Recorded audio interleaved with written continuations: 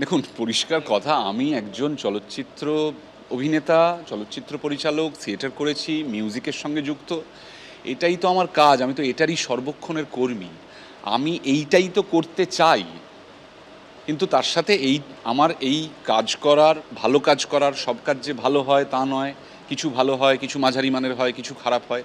কিন্তু যাই কাজ আমি করি, এই কাজের শক্তিটা আমার ভেতর থেকে, এই কাজের প্রণোদনা বা ইন্সপিরেশনটা আমার কাছ থেকে আসে কোথা থেকে? আত্মবিশ্বাস নয়, একটা দর্শন থেকে আসে, একটা নীতিবোধ থেকে আসে। আমি এতদিন ধরে এত মানুষের কাছে থিয়েটার শিখেছি, বিভিন্ন মানুষের কাছে চলচ্চিত্র শিক্ষা করেছি। তারা তো শুধু চলচ্চিত্র, ক্যামেরাটা এভাবে বসাতে হয়, এভাবে এক্সপ্রেশনটা দিতে হয়। শিল্প শিক্ষা তো শুধু এইভাবে হয় না।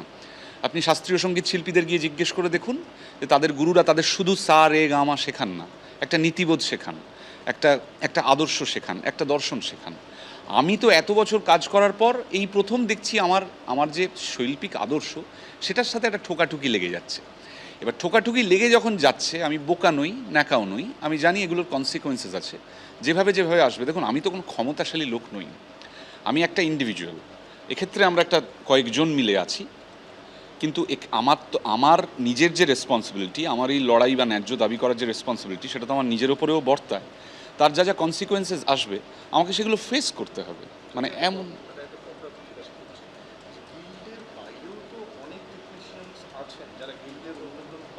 হুম হুম দেখুন, সেটা আমি এখনও ভেবে দেখিনি। প্রথম কথা হচ্ছে, আমি যে টেকনিশিয়ানরা, মহামান্য আদালত আমাদেরকে যা বলেছেন, সেক্ষেত্রে আমি কোনো রকমের কোনো পার্টিকুলার টেকনিশিয়ান, এরা মেম্বার তাই আমরা এদের সাথে কাজ করতে পারবো না, ওরা নন মেম্বার তাই ওদেরকে নিয়েই আমাদের কাজ করতে হবে, এরকম কোনো কথা কিন্তু সেখানে নেই। আর আমি আবারও বলছি, আমি 10 বছর ধরে যে সমস্ত টেকনিশিয়ান, সিনিয়র জুনিয়র, যাদের সাথে কাজ করে আমি কমফোর্টেবল, যারা আমার ভাষা, আমার কমিউনিকেশনের সাথে কমফোর্টেবল, যারা বোঝে, আমি বললে যারা হাওড়া বোঝে, আমি তাদের সাথে কাজ করতে চাইবো সব সময়। এবং আমি জানি তারা আমাকে ভালোবাসেন, কারণ এখনও পর্যন্ত তাদের কেউ আমাকে এরকম কোনো বার্তা পাঠাননি যে অনির্বাণদা বা অনির্বাণ, তোমার সঙ্গে আমরা কাজ করতে পারবো না, কারণ তুমি অন্যায় করছো, অনৈতিক কাজ করছো। তাহলে আমি এটা এখন কিভাবে বলি যে আমাকে এখন তাহলে নন মেম্বার খুঁজতে হবে কেন?